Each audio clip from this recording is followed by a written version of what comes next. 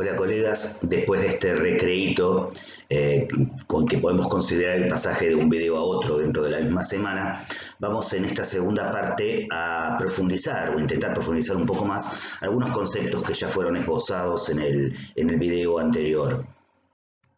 Fundamentalmente la idea de constructivismo, que recordamos es una propuesta epistemológica que tiene, o sí, claramente, una contraparte o una traducción psicológica en la psicología genética, ¿sí?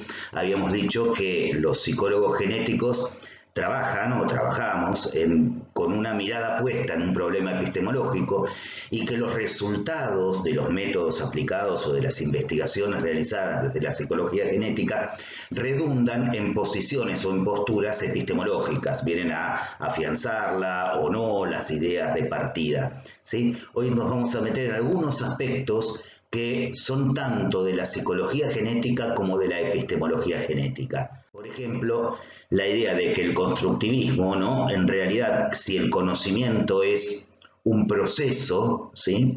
Lo habíamos dicho en la reunión pasada, este proceso hunde sus raíces en algún lado. Desde la perspectiva piagetiana, los hunde en la biología. Y acá quiero hacer una muy breve aclaración.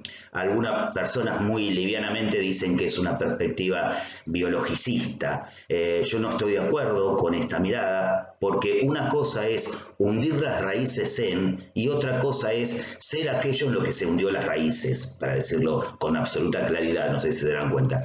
O sea, toda teoría del conocimiento hunde sus raíces en algún lugar, ¿sí? Por ejemplo, están aquellos que dicen que el conocimiento surge de la experiencia, en el sentido de la percepción del mundo exterior. Bueno, es un modo de hundir las raíces del conocimiento muy cercana a la idea del empirismo. Pero también están, por otra parte, aquellos que dicen que el conocimiento hunde sus raíces en las características del espíritu humano. ¿Sí? Bueno, esto sería hundir las raíces en un modo más espiritualista, idealista de concebir el proceso de conocimiento.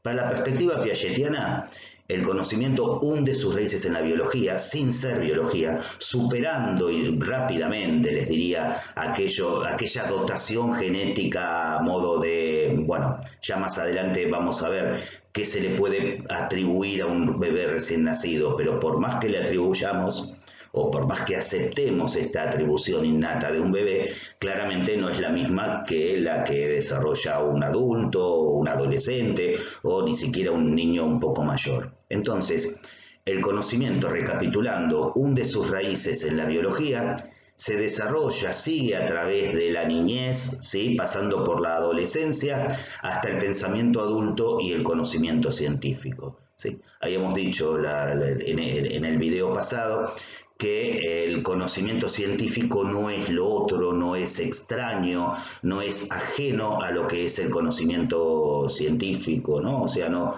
el científico no es extraño a lo que es el conocimiento cotidiano, ¿sí? Y que el conocimiento cotidiano va llegando por búsqueda genética hasta el conocimiento infantil. Esta continuidad funcional de los mecanismos constructivos, que algo dijimos el video pasado, es funcional, no estructural. O sea, el niño, el bebé, el niño pequeño, incluso el niño un poco más grande, no piensa en el mundo en términos hipotético-deductivos, ¿sí? Insisto con esta idea, en términos de lógica proposicional, como puede hacer algún científico especializado en esa área, ¿sí?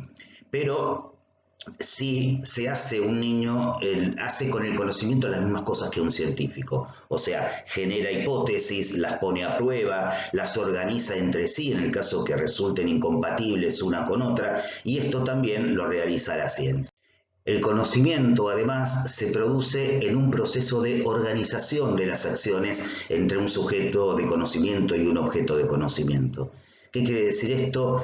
Que las acciones, para que produzcan conocimiento, no son azarosas, no son casuales, no es que se te vuelca la sopa de letras y te sale E es igual a M por C al cuadrado. Eso te puede suceder, pero no es un conocimiento científico, sino que tiene que ver con una búsqueda más específica, más especial, más cuidada, ¿sí? Las acciones que producen conocimiento, la semana que viene las vamos a aclarar cómo se organizan, ¿sí?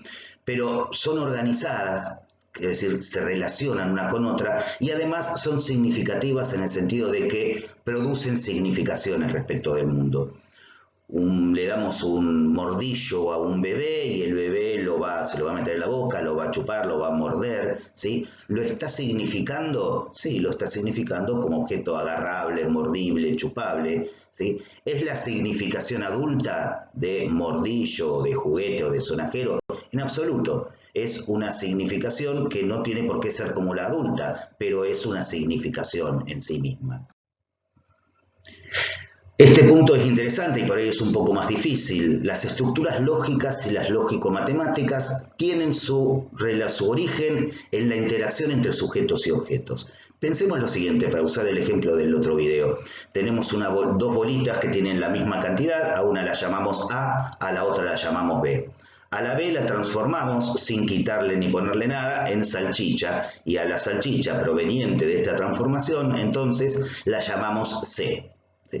Si A y B eran iguales, si B y C son iguales, porque la salchicha proviene de la transformación solo de B de bolita en salchicha, entonces si A y B son iguales, si B y C son iguales, ¿cómo son A y C?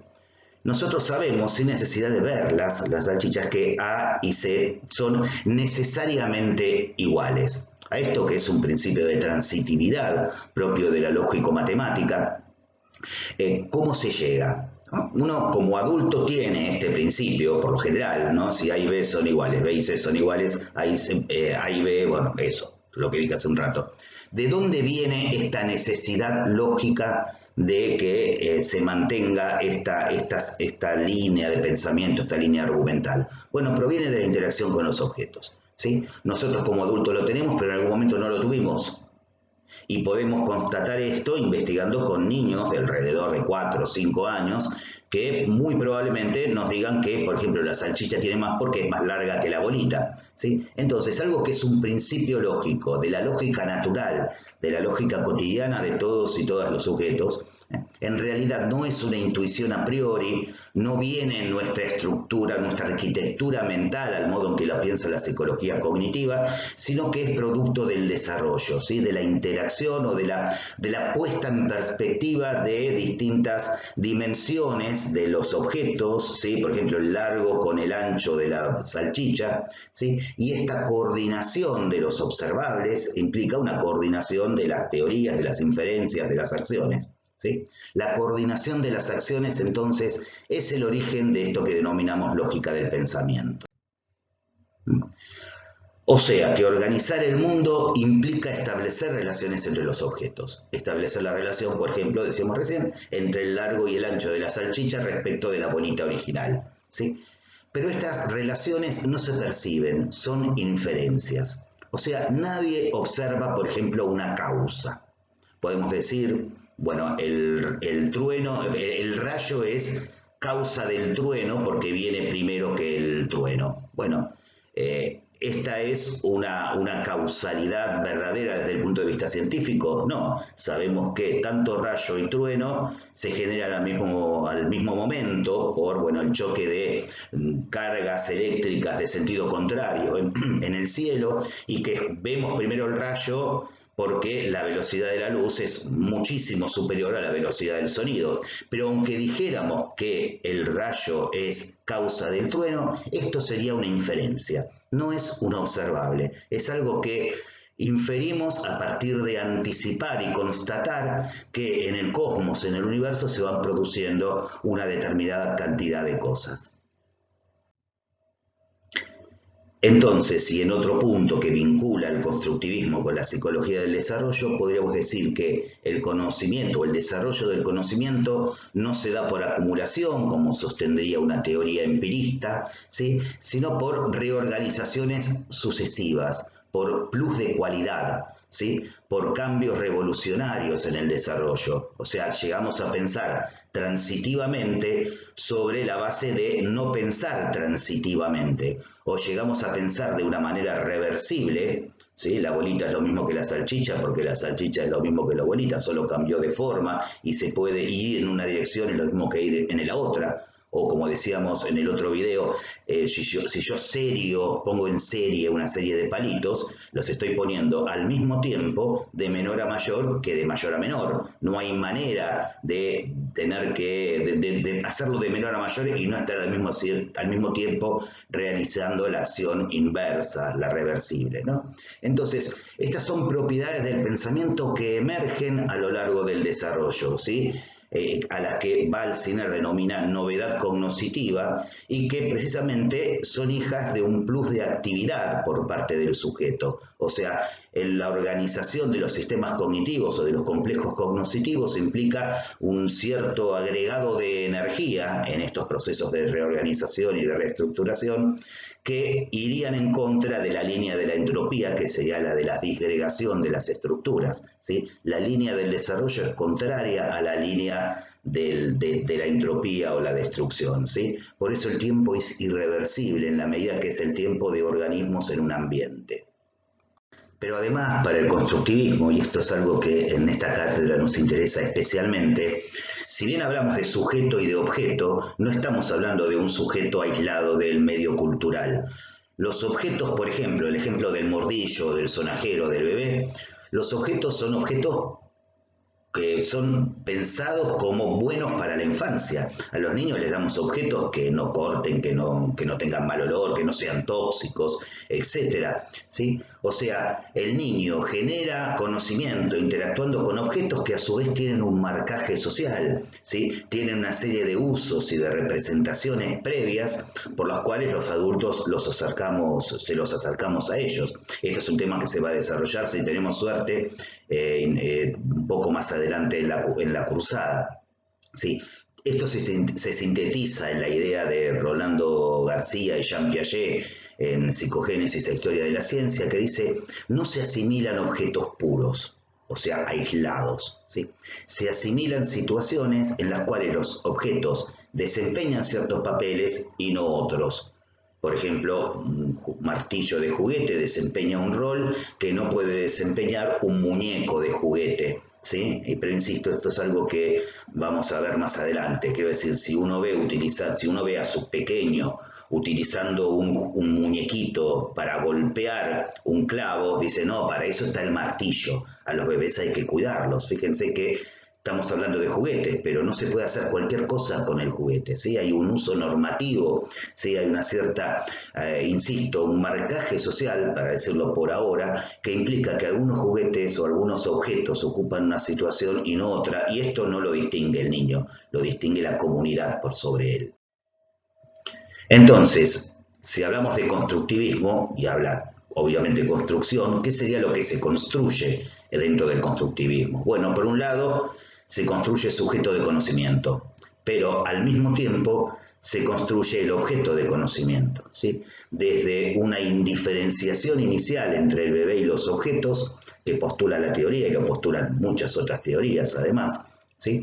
El sujeto llega a, por ejemplo, un grandulón como yo diciendo: yo soy distinto que esto que conozco, ¿sí? Pero lo que conozco también repercute en los modos en los que yo me pienso, ¿sí? En esta distancia entre el objeto y el sujeto, que es un ida y vuelta constantemente, del lado del objeto tendríamos la toma de conocimiento acerca del mundo, pero al mismo tiempo del lado del sujeto la toma de conciencia. Esto es muy interesante porque cuando uno va, por ejemplo, a una conferencia de un científico, de un sabio, ¿no? Esta persona nos va a contar muchas cosas del mundo, pero al mismo tiempo nos va a ir contando cómo hizo para saber esas cosas del mundo. O sea, a partir de qué hipótesis partió, ¿sí? Cómo las puso en juego, cómo las evaluó, si tuvo que abandonar algunas y cómo se le ocurrió la idea de modificar en algún aspecto una teoría o una pregunta, ¿sí? Para que esto sea más pasible de ser elaborado, etcétera, más fecundo, ¿sí? En realidad, cuando nos hablamos de toma de conocimiento hacia el objeto, también estamos hablando de toma de conciencia, en el sentido de que, si bien no son lo mismo, están mutuamente relacionados, ¿sí? Entonces, tendríamos que, por un lado, desde una indiferenciación inicial, llegaríamos a un punto máximo en cuanto a toma de conocimiento y toma de conciencia, que sería este punto de llegada que establecimos como el modelo para pensar, o la unidad mínima para pensar un problema epistemológico, un sujeto diferenciado de un objeto, pero en relación con él, ¿sí? Y además esta relación se expresa en esta frase piagetiana que es muy linda, que es: la mente organizándose a sí misma organiza el mundo, y la tenemos que completar, por supuesto. Organizando el mundo, la mente se organiza a sí misma. Entonces, para sintetizar el punto del constructivismo, podríamos decir que el sujeto, en la medida en que estructura lo real por su actividad, no solamente modifica los objetos, sino que se modifica a sí mismo. Vamos a aclarar que esta modificación de los objetos no es que los objetos cambian de sustancia cuando los conocemos, ¿sí? Son modificados como objetos de conocimiento. El otro concepto que nos queda hoy es el de interaccionismo, en el que me permití destacar acá la palabra acción entre medio, porque es realmente el núcleo conceptual de esta propuesta, ¿sí? El interaccionismo entonces implicaría acción entre una cosa y la otra, o sea, la base del conocimiento está en que, por ejemplo, un sujeto interactúe con un objeto. Entonces, si tuviéramos que definir el conocimiento es acción. La acción nunca es un estado, es un proceso, claramente, ¿sí? Acción que transcurre, ¿sí? Las acciones sobre el objeto van construyendo las características centrales del objeto de conocimiento. Esto que les dije recién, no hay que confundir, como algunos constructivismos radicales realizan, el objeto de conocimiento con el objeto real. Nosotros cuando construimos el conocimiento, construimos o la realidad la construimos en tanto objeto de conocimiento, no objeto real. No es que la primera vez que vamos, no sé, a Uruguay, el Uruguay antes de que nosotros lo viéramos no existía. Está ahí, no lo conocíamos, ¿sí? Ahora lo conocemos, hemos modificado algunas sensaciones de ese bello país, a partir del intercambio con su gente, con sus lugares, etcétera, pero en todo caso las significaciones novedosas que podamos atribuirle no modifican al Uruguay en su uruguayés, digamos, sigue siendo exactamente el mismo. A lo sumo lo iremos conociendo cada vez más en la medida en que tengamos la suerte, por ejemplo, de poder seguir yendo. Entonces, lo que se modifica o lo que se construye es el conocimiento, el objeto de conocimiento, no el objeto real que está ahí esperando, en todo caso, a ver si podemos llegar a capturarlo a lo largo del conocimiento. Por supuesto que esto no es posible, nunca podemos llegar a saber todo acerca de algo. Entonces, especificando un poco más esta cuestión, podríamos decir que el conocimiento es acción, que es una acción constitutiva entre sujeto y objeto, pero que es una acción además que tiene que tener determinadas características. Por un lado, que sea transformadora, no una simple repetición, sino la variación de una acción, ¿sí? La repetición mecánica e insistente de un mismo gesto no es una acción. A lo mejor sí lo es una acción constitutiva del conocimiento, el detenerse, el mirarlo de otra manera, el hacerlo al revés, ¿sí? Las variaciones que se van haciendo. Es intencional en el sentido de que, bueno, habla de un sujeto, un cuerpo abierto al mundo, ¿sí? Lo que luego va a ser una conciencia abierta al mundo, ¿sí? Pero también en el sentido de que no es casual, sino que el sujeto quiere lograr determinado resultado aunque no lo logre, ¿sí? Y siempre la acción, ¿sí? La acción otorga significaciones a los objetos del mundo. Insisto con esta idea, las acciones no tienen por qué ser correctas o no desde un punto de vista científico o adulto. Pueden ser falsas e igual son constructoras de conocimiento, ¿sí? Estas acciones se van a organizar en sistemas a los que la teoría va a denominar esquemas de acción, que es un concepto central de la teoría y es tan importante que le vamos a dedicar una buena parte de la clase que viene la semana próxima. Bueno, tengan una buena semana y espero que esto les esté sirviendo.